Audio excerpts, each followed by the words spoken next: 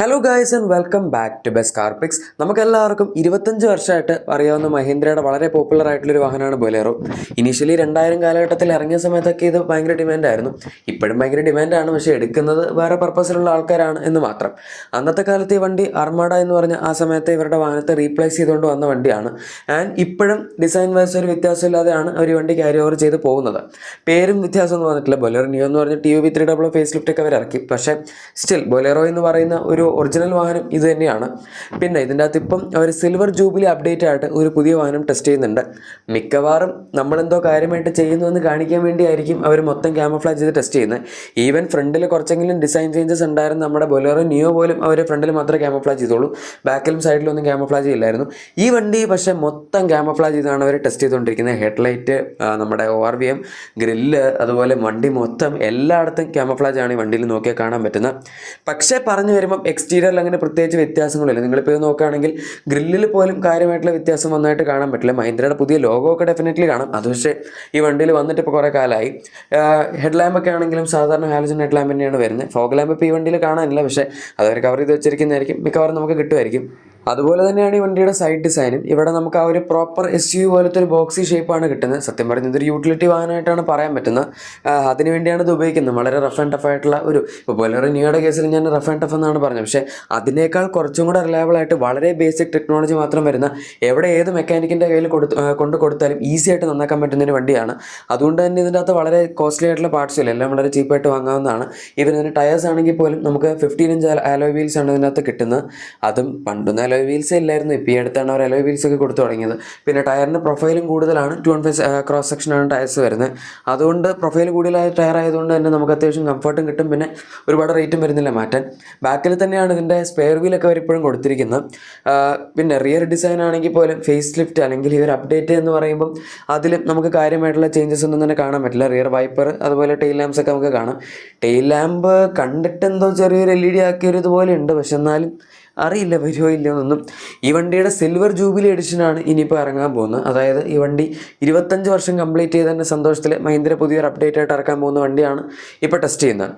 പിന്നെ അപ്ഡേറ്റ് എന്ന് പറയുമ്പം എക്സ്റ്റീരിയറിൽ മാത്രം ആക്കണം എന്നില്ല, ഇൻറ്റീരിയറിലായിരിക്കുമല്ലോ മെയിനായിട്ട് അപ്ഡേറ്റ് വരേണ്ടത്. ഈ വണ്ടിക്ക് വേണ്ടതും ഒരു മേജർ ഇൻറ്റീരിയർ ഓവർഹോളാണ്. പക്ഷേ പ്രശ്നം എന്താണെന്ന് വെച്ചാൽ മഹീന്ദ്ര ഇഷ്ടംപോലെ ഇൻറ്റീരിയർ ഓവർഹോൾ നടത്തി അല്ലെങ്കിൽ ഒരുപാട് ഫീച്ചേഴ്സ് വരുന്ന പല വാഹനങ്ങളും ഇറക്കുന്നതാണ്. ഇപ്പോൾ അതിൻ്റെ ഒരു എപ്പിറ്റമിയാണ് BE6 XUV9 ഒക്കെ. പക്ഷേ അതിൻ്റെ താഴെയാണെങ്കിലും നമ്മുടെ XUV 700 ആയിക്കോട്ടെ, വന്ന സമയത്ത് ഭയങ്കര ഇന്നോവേഷൻ ആയിരുന്നു, ഇഷ്ടംപോലെ ഫീച്ചേഴ്സ് ഉണ്ടായിരുന്നു. സ്കോർപിയോൻ ആണെങ്കിലും താർ റോക്സ് ആണെങ്കിലും എല്ലാത്തിലും ഒരുപാട് ഫീച്ചേഴ്സ് ഉണ്ട്.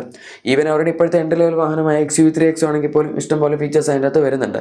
പക്ഷേ ഇതൊക്കെ ടാർഗറ്റ് ചെയ്യുന്ന ഓഡിയൻസ് വേറെ ഒരു തരത്തിലുള്ള ആൾക്കാരാണ്, കൂടുതൽ ഒരു അർബൻ ലൈഫ് സ്റ്റൈലിൽ ജീവിക്കുന്ന.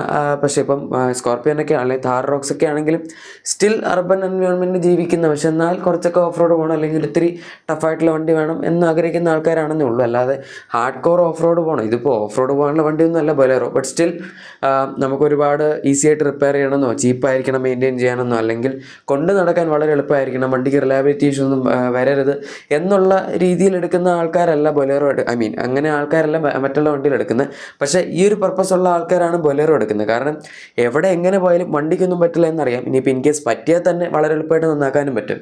ഇപ്പോഴത്തെ ഇൻറ്റീരിയറാണ് നിങ്ങൾ കണ്ടുകൊണ്ടിരിക്കുന്നത്. ഇതിൻ്റെ അകത്തിന് വ്യത്യാസമായിട്ട് അവർക്ക് കൊടുക്കാൻ പറ്റുമെങ്കിൽ കൊടുക്കേണ്ടത് ആദ്യം തന്നെ ഒരു ടച്ച് സ്ക്രീൻ ഇൻഫോർടൈൻമെൻറ്റ് സിസ്റ്റം ആണ്.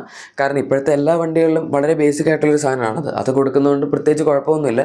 ഈ വണ്ടി എടുക്കുന്നവരാണെങ്കിലും പുറത്തുനിന്ന് ആഫ്റ്റർ മാർക്കറ്റ് സിസ്റ്റം ഒക്കെ വെക്കാറുണ്ട്. പിന്നെ നല്ല സ്പീക്കേഴ്സ് ആണെങ്കിൽ കൊടുക്കാം. ഒരുപാട് പ്രീമിയം സ്പീക്കേഴ്സ് വേണമെന്നില്ല, പക്ഷേ നല്ല സ്പീക്കേഴ്സ് എങ്ങനെയും കൊടുക്കണം.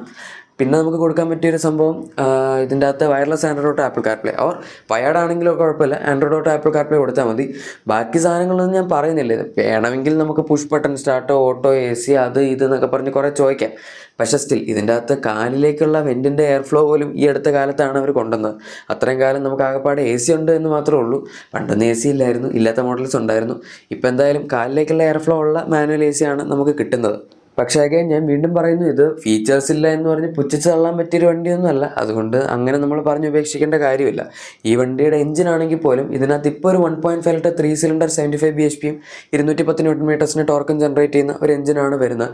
പണ്ട് ഇതിൻ്റെ അകത്ത് 2.5 ലിറ്റർ ഡീസൽ എഞ്ചിനൊക്കെ ഉണ്ടായിരുന്നു. അത് മാറ്റി സപ്പോമീറ്റർ ആയതുകൊണ്ട് തന്നെ എഞ്ചിൻ ഡൗൺ സൈസ് ചെയ്ത് ടാക്സിൻ്റെ മാക്സിമം ബെനിഫിറ്റ് കിട്ടാനാണ് ഒരു 1.5 ലിറ്റർ എഞ്ചിൻ ആക്കിയത്. കുറച്ച് കാലമായി ഈ ഒരു എഞ്ചിൻ ആക്കിയിട്ട്. ബൊലേറോ നിയോയിലും ഈ എഞ്ചിൻ തന്നെയാണ് വരുന്നത്. പക്ഷേ ബൊലേറോ നിയോയിൽ 100 bhp 260 160 ടോർക്കുമാണ്.